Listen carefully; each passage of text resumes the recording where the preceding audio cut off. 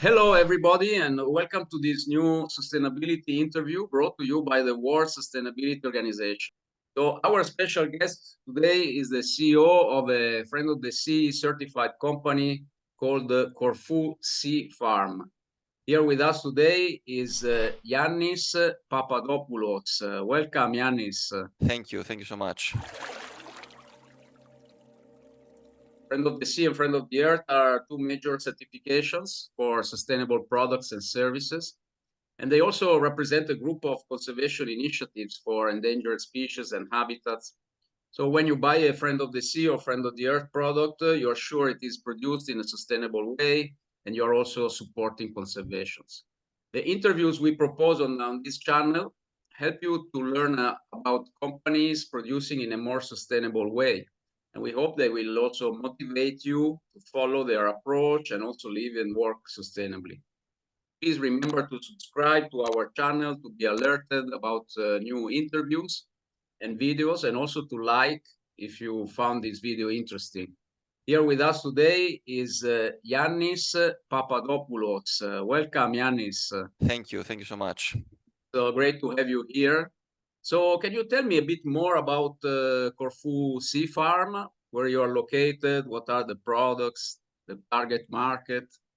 Yes, the company exists since 1992, so over 30 years now.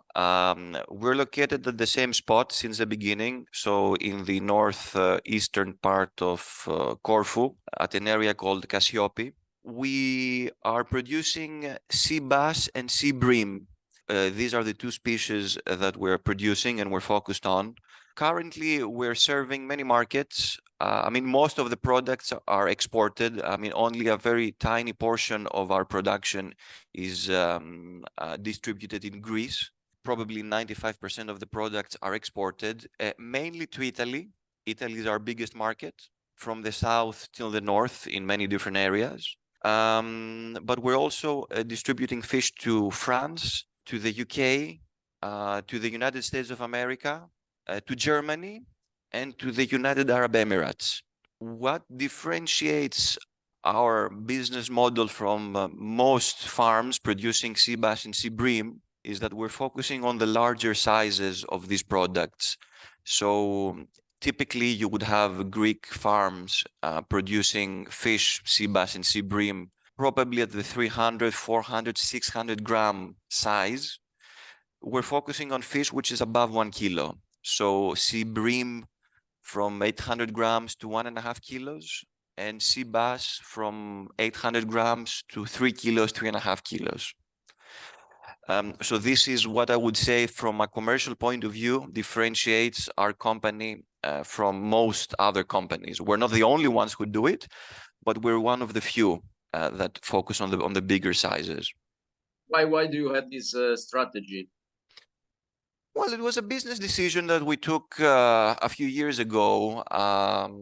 Doing big fish is not easy. In order to have a sea bass, which is 2 kilos, you need more than 5 years. Okay. So that means 5 years of expenses, 5 years of feeding the fish without receiving revenues. It's something which is very difficult to start. You cannot just, decide to do it one day. It takes a lot of time. It didn't happen from, 1 year to another year. It took many, many years to gradually increase the average size of fish we're selling. We thought that there was a gap in the market for bigger fish. We wanted to differentiate ourselves. The bigger fish, you have a slightly different clientele. Our main market is luxury restaurants. We're selling to wholesalers, but then this is a product that doesn't really go to the supermarkets. It mostly goes to, let's say, some high-end restaurants, banquets. It's a different product. It's a niche market that we felt there was a gap, and we decided to try. I see. Well, and is that also related to sustainability? And what do you feel is the awareness about sustainability in your sector? Your customers, like these restaurants and so on, are they requesting some evidence? of your engagement? They are. It's actually a bit funny because we had a client some time ago in the UK, and probably in the UK there is a bit more awareness about sustainability issues than probably Greece or let's say the south of Europe, probably. And there was something that was strange to us. We heard that from this client that we had. Now we're no longer collaborating with them, but it was an interesting story, is that restaurants in the UK, they prefer to have farmed fish than wild fish because of sustainability reasons. Regardless of how they sell it to the clients, regardless of the price point, which is something probably opposite, let's say, Greece. I mean, a Greek restaurant would probably prefer to have, let's say, wild fish in terms of marketing than having farmed fish. There it was different, it was the opposite, which was strange to us. So it seems that, sustainability in the food sector is growing. Some markets are a bit behind, some markets are a bit ahead, but awareness is growing. And I think that it's fashionable to talk about sustainability, but it's not really fashionable. It happens. It's there. It really happens. It also seems to be quite complex, and there might be different interpretations, as you are mentioning. I also agree that aquaculture is a system of producing animal proteins from aquatic species, which is somehow easier to be controlled and reduced in its environmental impact when compared to fishing in the wild, which is obviously impacting a very complex ecosystem with all the different repercussions. So we are always, as Friend of the Sea, highlighting the good sides of aquaculture and how also it has managed over the years at the global level to reduce its impact by reducing the use of antibiotics, for example, or optimizing the use of feed. So we agree with that position of your UK customer. Yeah, I mean, it seems that, I mean, this is something that has been going on for many years. They say that regardless of any issue that any industry might have, in terms of protein production, it seems that aquaculture is better Performing, yeah. Better performing in terms of the carbon emissions, the use of other materials than other proteins such as meat like pork or yes, indeed, most studies go in this direction. And what is your company specifically doing to reduce your environmental impact and control your social impact, let's say, the management of your workers, etc.?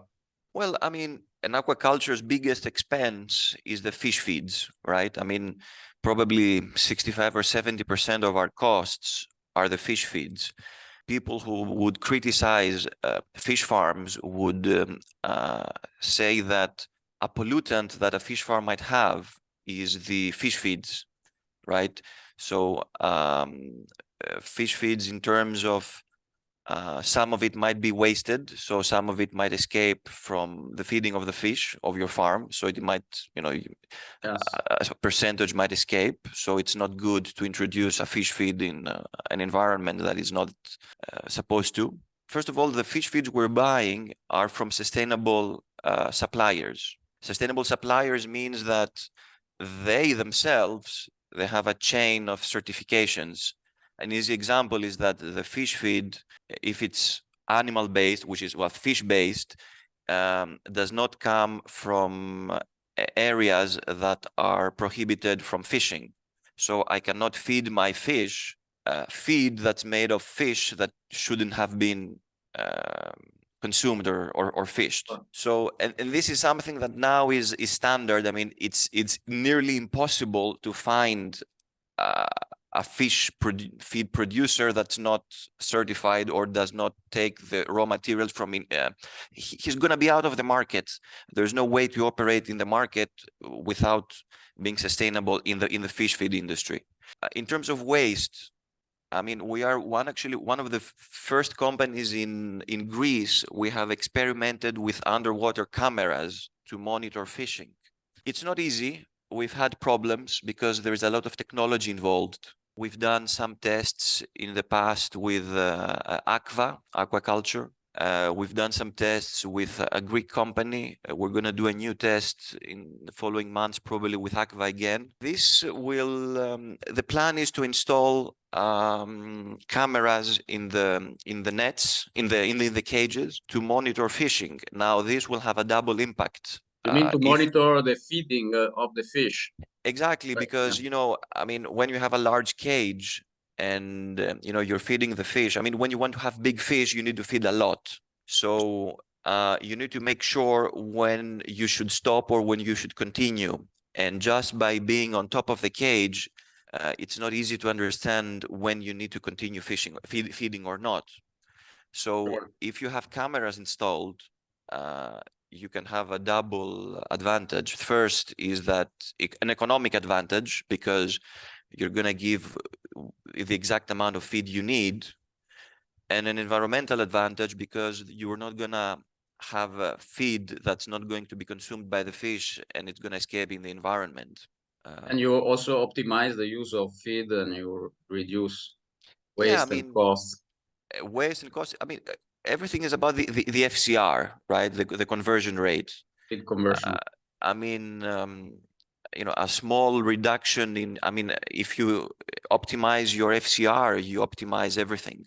In terms of economic sustainability for a fish farm, the FCR, the conversion rate, is the most important aspect because it's 70% of the cost. Great. And do you have other certifications apart from Friend of the Sea? And what We do, you we perceive, do. you know, sincerely as a value? Are these important? Have you Yes, found some benefit also? sure. I mean, so we have 7 certifications at the moment. One is Friend of the Sea. First of the Sea was one of the first that we adopted quite a few years ago. I don't remember exactly when. We have ISO 22000. ISO 22000 is what we call the HACCP. So it's basically about food safety. We have ISO 9001, which is more of administrative. It doesn't have to do with sustainability and environment. We have the ISO 14001, which is, this is about the environment. Environmental management system. Environmental management system. Then we have the BRC and IFS. These are systems that are mostly related to our packaging facility. Okay. So it's about safety in the packaging facility, even, you know, even in terms of how the layout of the facilities. I mean, I remember a few years ago, we started these 2 certifications, the BRC and IFS, and we had to modify how the fish enter the packaging facility in order to be packaged. So we had to install a second door, which had to have an air conditioning system Sure. to make sure that what we call the chain of cold doesn't get interrupted. And then we also have global G.A.P, Okay. which this has a bit of everything. I mean, it's environment, it's sustainability, it's workers' rights, Safety. safety.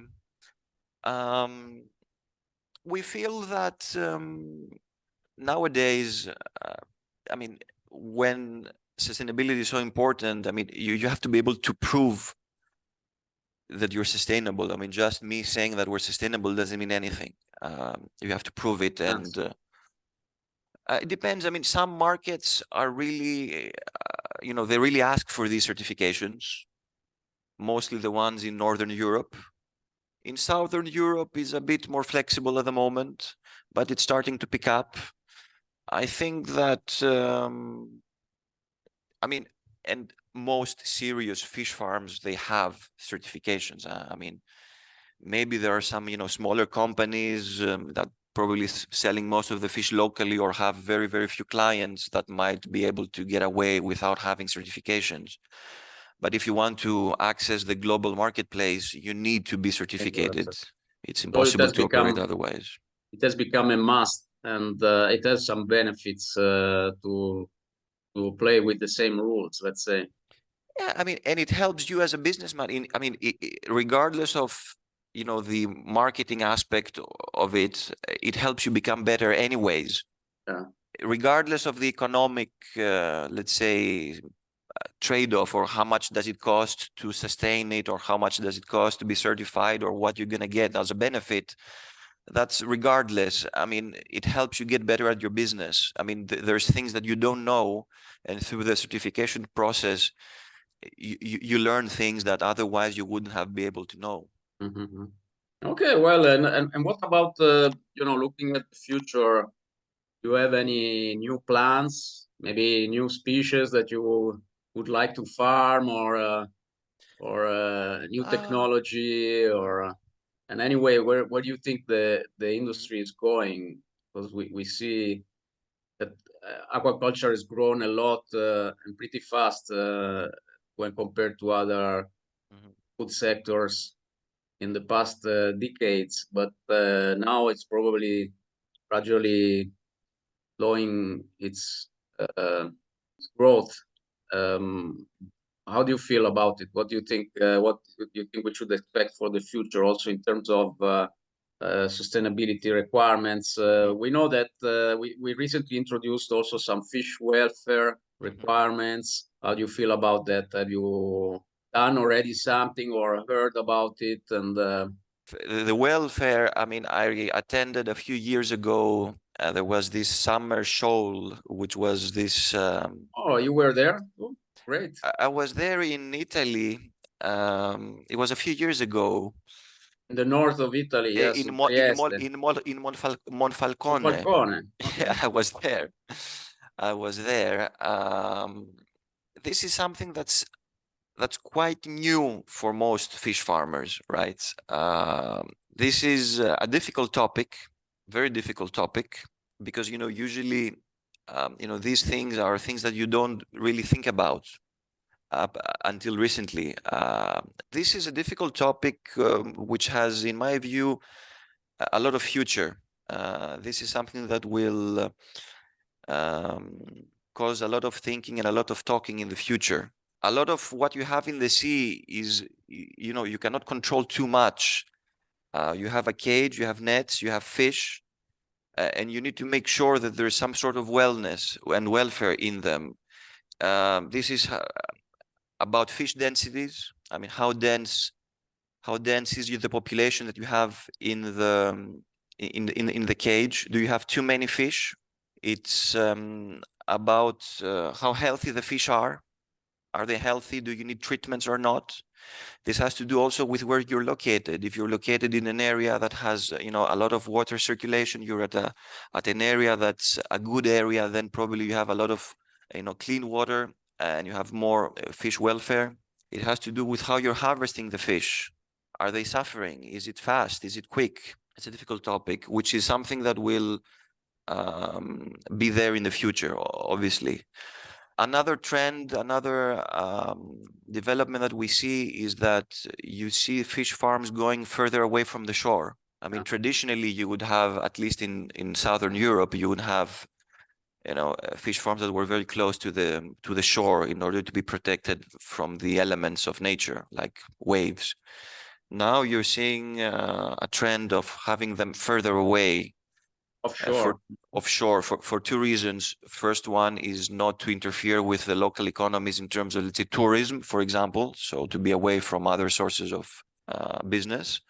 And the second is that if you're further away, the theory is that you're going to have better climate parameters, such as, clearer water, more oxygen, which then would probably benefit you both financially and environmentally. We see land-based projects being developed. This is more difficult in my view because there's a lot of capital investment costs to start a land-based farm. It's not easy. and it's a relatively new sector, so it's a trial and error sector. So you had a lot of companies that have invested heavily. They have some issues. They had to take corrective actions. So this is also something that's going to be there in the future. In terms of our farm, Corfu Sea Farm, I think that the main challenge we have is to improve our conversion rates. Probably, I mean, we're hopeful that if we can get good cameras that will work without, if we overpass some technical issues, I think that if we manage to install cameras in most of our cages, then we will be able to improve our conversion rates, which will have an impact both environmentally and financially. In terms of new species, right now, not really. We think that sea bass and sea bream have been doing quite well for us. We have been quite successful commercially with these two products. So at the moment, we're not looking at new species. That's great. Well, I will forward this issue of fish welfare to also our viewers and our followers that will listen and view this video interview to see also what they think about it and if they have some suggestions. You know that Friend of the Sea carried out a 3 years assessment in this regard together with universities and other organizations you might have, you surely have met at the meeting in Monfalcone. Yes. We came out with 26 checklists for an initial recommended assessment of aquaculture companies. So we are starting to assess companies based also on these new requirements, new fish welfare requirements. So we care a lot also about this. We're doing something similar, an assessment for the fisheries part, not the aquaculture, for fish welfare.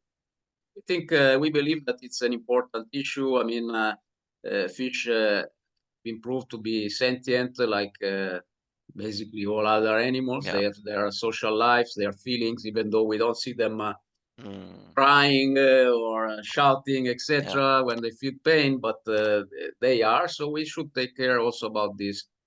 And so let's see what our followers and viewers think about it. For the time being, Yannis, I have to stop here because we already went over time. But I thank you so much for your very interesting contribution to our interviews and to tell us also about your engagement in sustainability. And I really hope that your initiatives will represent a very good example and hint for also other companies in your sector and for all those that are listening to this video.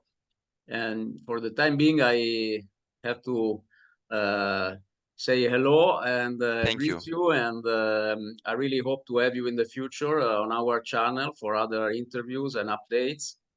And I also suggest everybody to go and check your website, which will be mentioned in all our social medias and on YouTube. Thank you, Paolo. Thank you very much for the invitation. It was a pleasure talking to you. Thank you, Yannis. Have a great day. Thank you. Thank you. You too. Thank you. Help our planet with this first step. Like this video and subscribe to our channel. A small step that helps spread the seed of sustainability to everyone. Follow Friend of the Sea and Friend of the Earth through our social media and keep up with the main news and updates about sustainability around the world.